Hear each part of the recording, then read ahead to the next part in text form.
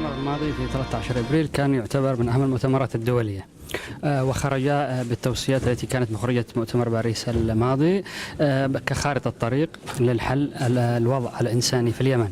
تلك خارطة الطريق كانت من أهم المخرجات على المستوى الدولي، ورسمت خارطة ومخرج للحد من الكارثة الإنسانية الحاصلة في اليمن. المؤتمر هذا يأتي مكملا للمؤتمر باريس الماضي في توقيت حساس للغاية، في إعلان مهم جدا ومواقف دولية بدأت ترتفع، أكبرها موقف مجلس الأمن الدولي الذي أوصى مؤخرا بشكل واضح وصريح أن الحصار المفروض على اليمن تسبب في الكارثة الإنسانية والمجاعة التي وصفت بأنها أكبر كارثة إنسانية في العالم. هذا المؤتمر هو كسر حاجز الصمت، هو تحشد الموقف الدولي الرسمي، حشد الرأي العام، حشد الموقف المدني لإيقاف هذه الكارثة والحد منها، لأنها كارثة من صنع البشر. هذا المؤتمر يؤكد للرأي العام وللمجتمع الدولي وأصحاب القرار أنه لابد من موقف جاد وحقيقي، وليس مواقف سياسية، بل موقف جاد تجاه كارثة إنسانية تدور وتحصل على مستوى اليمن بأسره، على مستوى 20 مليون يعاني منها، 11 مليون طفل يعني بحاجة إلى مساعدة عاجلة، 8 مليون على شفاء المجاعة، نزوح، كارثة إنسانية مريعة لم يشهدها العالم على الإطلاق. إذن لابد هذا المؤتمر يطلق يعني نداء استغاثة أورجونس أنه انقذوا اليمن، ارفعوا الحصار عن اليمن فورا دون تلكؤ، ولا يربط الملف الإنساني بالملف السياسي على الإطلاق، ولا ينبغي أن يكون كذلك. إذن لابد من رفع الحصار، لابد من إيقاف هذه الكارثة والحد منها. هذا المؤتمر سيكون مؤكد على هذا، ويعتبر هذا المؤتمر أيضا من أهم المؤتمرات الدولية، وأيضا المشاركين فيه من أكبر المنظمات في العالم، وأيضا هناك مشاركة على مستوى أعضاء البرلمان الأوروبي وشخصيات هامة للغاية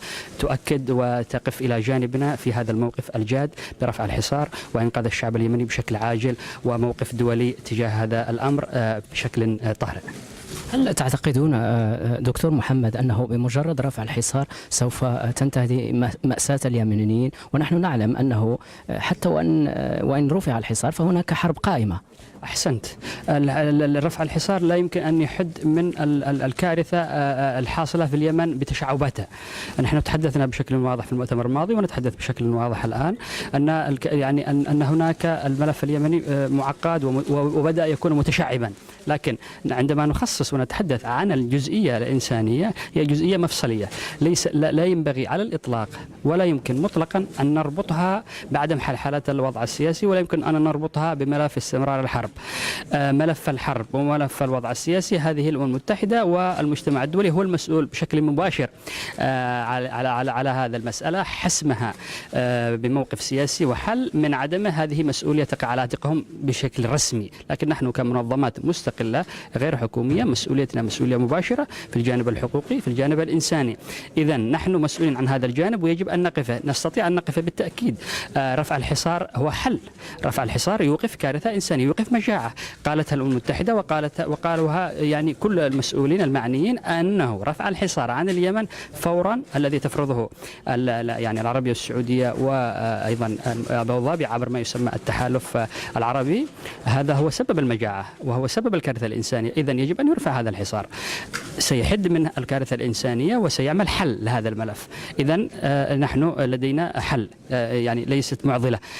تشعب الملف السياسي واستمرار حتى استمرار الحرب يعني هذا موضوع آخر وملف آخر له يعني خطاه وله مساراته، ولذلك نحن نرسم خارطة طريق حقوقية، خارطة طريق إنسانية، نحن مسؤولين عنها بالتأكيد مسؤولية مباشرة كمنظمات وكتحالف دولي للدفاع عن الحقوق والحريات والمنظمات المشاركة معنا، وأيضا ندفع باتجاه أصحاب القرار اتخاذ قرارات سياسية ومواقف حاسمة. نحن لا نغفل طرفا عن طرف على الإطلاق، وهذا موقفنا منذ بداية الحرب ومن قبل بداية الحرب ومستمرين حتى طوال هذه الفترة. كل الأطراف قلناها صراحة أنها تتحمل مسؤولية كاملة ومباشرة عن الكارثة الإنسانية، عن جرائم الحرب، عن الانتهاكات.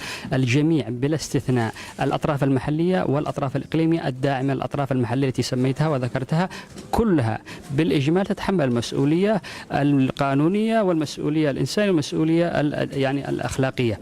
إذن لم نغفل أحدا على الإطلاق، لكن نحن نتحدث في جزئية نتحدث الآن في جزئية الوضع الإنساني. الوضع الإنساني إذن هناك جزئية واضحة الذي هو هناك حصار، وهذا السبب الذي يعني تحدثنا عنه وخصصنا هذا التوصيف. وليس نحن، الأمم المتحدة قالتها صراحة، المجتمع الدولي قالها صراحة أنه يجب أن يرفع الحصار. المواقف الحلفاء البريطانيين الأمريكان قالوها صراحة منذ يومين، وأعلنها حتى الرئيس الأمريكي ذاته أنه يجب رفع الحصار. إذن لسنا نحن في هذا الاتجاه في هذا الإطار، ولا نخصص أو نسمي طرفا ونغفل طرف على الإطار. أما بالنسبة لانتهاكات وجرائم الحرب، قلنا أن الجميع متورط في جرائم الحرب، كل الأطراف التي ذكرتها وسميتها، الحوثيين، القوات الموالية لهم، الأطراف الأخرى، كل الأطراف المنخرطة في الحرب هي أطراف متحملة مسؤولية الانتهاكات وجرائم الحرب، وطالبنا بمحاسبتها جميعا. واحد، الوضع الإنساني، الوضع السياسي، أيضا كل الأطراف تتحمل مسؤولية. إذن من مسؤوليته يحدد ويسمي ويتهم ويحمل تبعات. هناك يعني أصبحت الحرب اليمنية ليست حرب يعني محلية خالصة، هي حرب يعني أخذت مدى أكبر من مداها، وهي حرب إقليمية، حرب دولية، أصبحت تضارب مصالح، أصبحت النقطة في اليمن هي حرب صراع نفوذ دولي يعني بشكل واضح، ونفوذ سياسي ونفوذ مالي، ويعني تشعب الملف اليمني. ليس الأطراف المحلية هي من تتحكم بالقرار، أصبحت الأطراف المحلية أيضا هي جزء من لعبة أكبر منها هي ذاتها. إذن هناك لاعبين إقليميين، هناك لاعبين دوليين داخلين في هذا الملف. إذن نحن عندما نضغط باتجاه الملف اليمني بالإجمال ونحمل كل الأطراف المسؤولية، نضغط فيما يخص الأطراف المحلية، نضغط باتجاهها أن نتحمل المسؤولية، نضغط باتجاه الأطراف الإقليمية، نضغط على أصحاب القرار الدولي أنه يجب أن يضغطوا على الأطراف الإقليمية والداخلية لإيقاف هذه المهزلة. وهذا الوضع القائم. والمشكلة لحد اللحظة لا يوجد رؤية واضحة من المجتمع الدولي تجاه الملف في اليمن، وتوجد يعني تضارب مصالح وتضارب نفوذ. هذا سبب الخذلان، ولا نسميه تواطؤ أو كذا، وإنما نسميه خذلان وعدم وضوح رؤية، ويعني تفضيل مصالح على أخرى. هذا هي المشهد يعني باختصار.